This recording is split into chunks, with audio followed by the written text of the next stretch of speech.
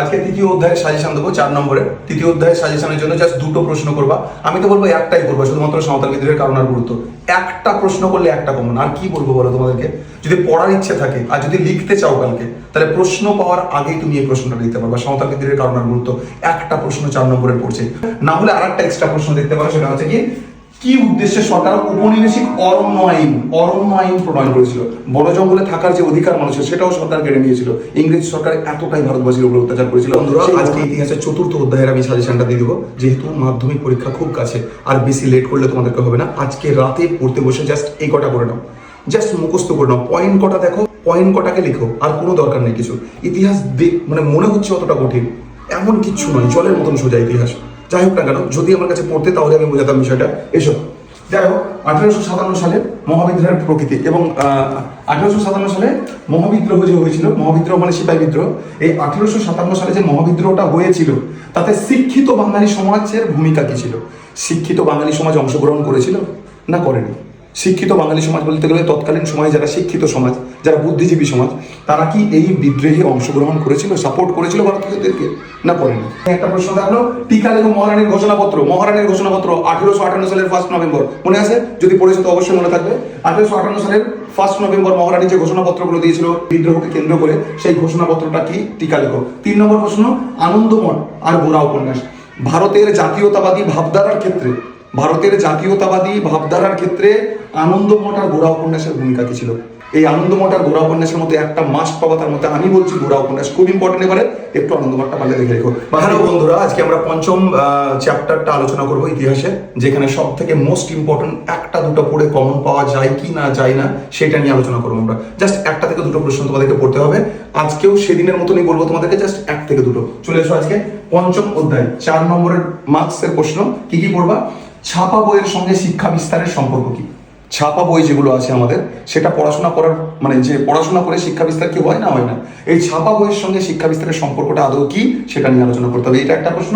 আর কি পড়তে হবে? কি ছাপাখানার বিকাশে মানে ছাপাখানার উন্নতিতে উপেন্দ্র কিশোর রায়চৌধুরী আর গঙ্গা কিশোর ভট্টাচার্যের ভূমিকা। উপেন্দ্র কিশোর রায়চৌধুরী আর গঙ্গা কিশোর, তার মধ্যে মোস্ট ইম্পর্টেন্ট এবারের জন্য গঙ্গা কিশোর। হ্যালো বন্ধুরা, আজকে আমরা 6ষ্ঠ অধ্যায় নিয়ে আলোচনা করবো। ইতিহাসের 6ষ্ঠ অধ্যায়, যে 1-2 প্রশ্ন পড়ে কমন পাওয়া যায়, খুব ইজি, একদম ইজি টু ইজি। চলে এসো একদম 6ষ্ঠ অধ্যায় 4 নম্বরের প্রশ্ন। কি কি পড়বো আমরা? একটা হচ্ছে টিকা ওয়ার্কার্স এন্ড প্রেজেন্ট পার্টি, টিকা লেখো ওয়ার্কার্স এন্ড প্রেজেন্ট পার্টি। আর একটা হচ্ছে টিকা লেখো বিরাট ষড়যন্ত্র মামলা। এই দুটোর মধ্যে একটা প্রশ্ন 100% পাবা। আর একটা হচ্ছে বঙ্গভঙ্গ বিরোধী আন্দোলনে কৃষক শ্রেণীর ভূমিকা বা নারী সমাজ অংশগ্রহণ করেনি কেন। আর একটা প্রশ্ন দেখে নাও, ওখানে একা আন্দোলন আর বারদরি সত্যাগ্রহ। যদি পড়া থাকে তো একবার দেখে রাখবা, কারণ পড়াশোনা দেখে রাখলে পরীক্ষাতে বেকার বসে থাকার কোনো জায়গা থাকবে না। Good bye. হ্যালো বন্ধুরা, আজকে আমরা ইতিহাস 7ম অধ্যায়ের বেস্ট 4 প্রশ্ন নিয়ে চলে এসেছি। বেস্ট 4, চলে এসো। আজকে কি হচ্ছে, 7ম অধ্যায় থেকে 4 নম্বরের 4টে প্রশ্ন করবো। 4টে কি কি? একটা হচ্ছে দলিত আন্দোলনে, দলিতদেরকে নিয়ে আন্দোলন করেছিল যে, তাতে গান্ধী আম্বেদকরের বিতর্ক কি ছিল? দলিত আন্দোলনে গান্ধী আম্বেদকরের বিতর্ক। 1 নম্বর বঙ্গভঙ্গ বিরোধী আন্দোলনে ছাত্র আর শ্রমিক শ্রেণীর ভূমিকা। একটা হচ্ছে ছাত্র সমাজের ভূমিকা কি নিয়েছিল বঙ্গভঙ্গ বিরোধী আন্দোলনে, বা শ্রমিক শ্রেণী কি ভূমিকা নিয়েছিল, এটা হচ্ছে 2 নম্বর। সশস্ত্র, আরেকটা হচ্ছে সশস্ত্র বিপ্লবী আন্দোলনে নারী সমাজের ভূমিকা। আর একটা হচ্ছে কি নমঃশূদ্র আন্দোলন, হরিচাঁদ ঠাকুরের। যাই হোক, হ্যালো বন্ধুরা, আজকে আমরা ইতিহাসের ফাইনাল চ্যাপ্টারে আছি, 8ম অধ্যায়। এর আগে তোমাদেরকে সব পুঙ্খানুপুঙ্খ বলে দিয়েছি যে কোনটা কোথা থেকে পড়বা। জাস্ট চুলচিরা বিচার করে আমি বলে দিয়েছি যে কোনটা কোনটা পড়বে। আমি যে কটা মুখ থেকে বলেছি না, আমার এটা মুখনিসৃত কৃষ্ণের বাণী মনে করো। তো ওই জন্যই আমি বলতে চাইছি, এক্স্যাক্টলি যে কটা আমি বলবো সে কটা করে যাও। যদি ফুল মার্কস না পাও তো আমাকে বলবে। আমি সেদিন থেকে আজ পর্যন্ত পুরো 90 মার্কসই বলে দিয়েছি তোমাদেরকে। তো যাই হোক না কেন, আমি আজকে 8ম অধ্যায়ের ফাইনাল কটা বলে দেবো। জাস্ট 2টো প্রশ্ন বলবো গাইজ, মাত্র 2টো মানে বুঝতে পেরেছো? যেখানে 8, 10, 15, 25টা প্রশ্ন হয়, জাস্ট 2টো দেখে যাও। আমি কি বলছি দেখে যাও। 8ম অধ্যায় 4 নম্বরের প্রশ্ন কি কি দেখেছি? 8ম অধ্যায় 4 নম্বরের প্রশ্ন আমি একটা দেখেছি, সেটা হচ্ছে কি, হায়দ্রাবাদ রাজ্যটিকে কিভাবে ভারতভুক্ত করা হয়েছিল। তো হায়দ্রাবাদ রাজ্যটাকে কিভাবে ভারতের সঙ্গে অন্তর্ভুক্ত করা হয়েছিল বা ভারতভুক্ত করা হয়েছিল, সেটা সেই প্রশ্নটা। বা জুনাগড় রাজ্যটাকে কিভাবে ভারতভুক্ত করা হয়েছিল। ঠিক আছে, ভোট প্রদানের মাধ্যমে তো জুনাগড়টাকে প্রথমে হয়েছিল ভারতভুক্ত করা।